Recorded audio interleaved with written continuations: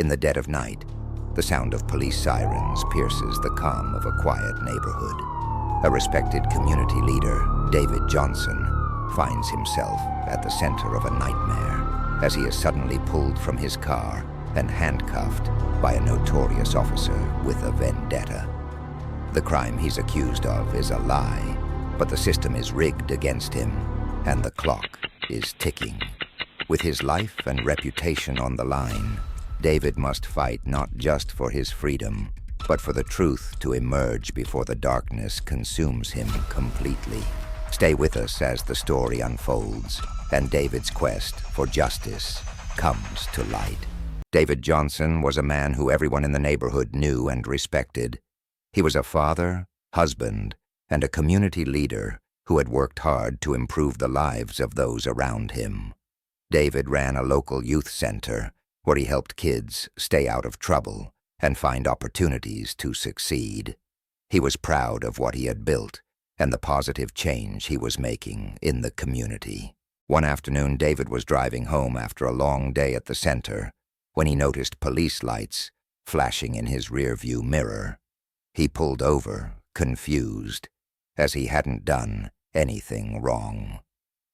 Two police officers approached his car. One of them, Officer Tom Blake, was known in the neighborhood for his harsh treatment of black men. Blake knocked on the window and asked David to step out of the car. Surprised but calm, David complied, asking what the issue was. Blake, with a smirk on his face, told David he fit the description of a suspect involved in a robbery earlier that day. David knew this was ridiculous.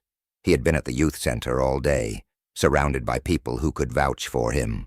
Before David could explain, Blake roughly grabbed his arms and handcuffed him. The second officer, looking a bit uncomfortable, stood by silently.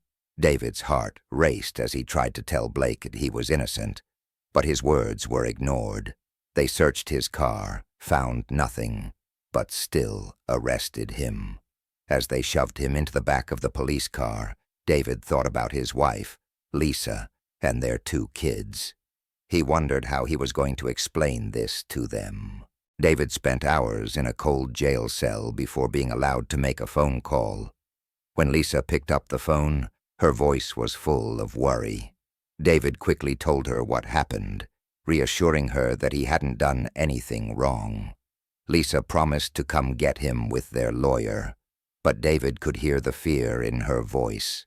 At home, Lisa was frantic. Their kids, Marcus and Ava, were confused and scared. Marcus, the older of the two, asked, "Why did they take Dad? He didn't do anything." Lisa held him close, trying to be strong for her children, but deep down, she was scared. She knew the system wasn't fair, especially not to black men like David. Lisa called their family lawyer, Amanda Carter, a passionate attorney who had worked on several cases involving racial injustice. Amanda promised to meet them at the police station and get David released. Despite Amanda's efforts, David wasn't released right away. The police claimed they had evidence tying him to the crime, a security camera photo of a man who barely looked like David. It was a weak case, but the system seemed determined to push forward. David was charged with robbery, a serious crime that could ruin his life. Even though Amanda presented evidence that David had been at the youth center all day, the prosecutor refused to drop the charges.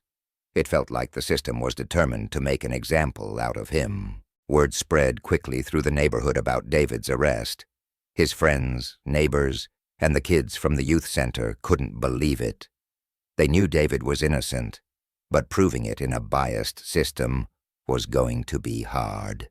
Lisa worked with Amanda and local activists to organize protests and raise awareness. The community came together, demanding justice for David. Signs reading, "Justice for David," and "End Racial Profiling" filled the streets. News stations started covering the story, but not all of the coverage was positive.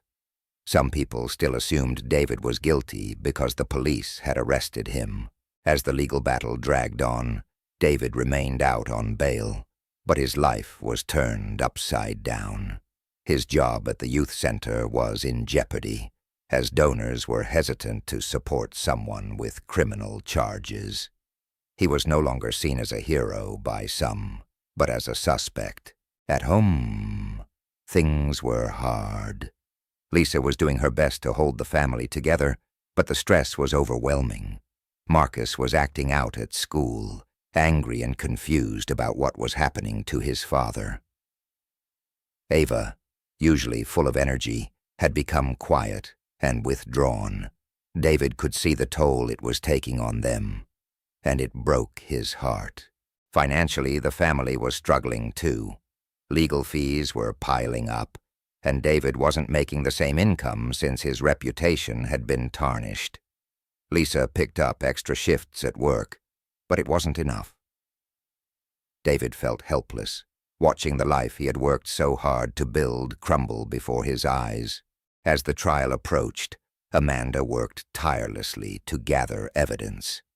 She found surveillance footage from the youth center, proving David was there during the robbery. She also interviewed witnesses who confirmed David's whereabouts. The more Amanda dug, the more it became clear that Officer Blake had a history of targeting black men without proper cause. At the same time, the protests continued to grow. Local activists and civil rights groups took notice, and soon the case was gaining national attention. It wasn't just about David anymore. It was about exposing the racial profiling and injustice that many people faced every day. Finally, during a pre-trial hearing, Amanda presented all of the evidence. The judge reviewed the security footage, the witness statements, and the weak evidence against David. The prosecutor, seeing that the case was falling apart, reluctantly dropped the charges. The moment the charges were dropped, David felt a huge weight lift off his shoulders. But he knew the fight wasn't over. His name had been dragged through the mud, his family had suffered, and the system that tried to destroy him was still in place. Officer Blake faced no consequences for his actions, and that angered David. However, instead of letting the anger consume him, David chose to channel it into something positive. He worked with local activists to start a new campaign focused on ending racial profiling and holding police accountable. The youth center became a hub for change, where young people learned about their rights and how to stand up against injustice. David's family began to heal, but the scars from the ordeal remained. Marcus and Ava had learned a harsh lesson about the world, but they also saw their father's resilience and strength. Lisa, though shaken, remained David's rock, and together they rebuilt the life they had nearly lost. David never forgot what he went through, and he never stopped fighting for justice. His wrongful arrest became a symbol of the change that needed to happen in the community and beyond.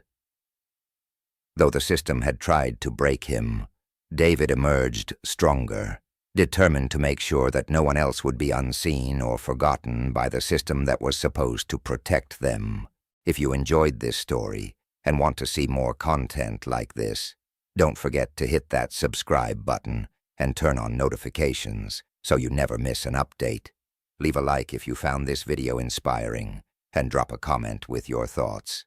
I'd love to hear from you. Let's keep growing this community together. See you in the next video.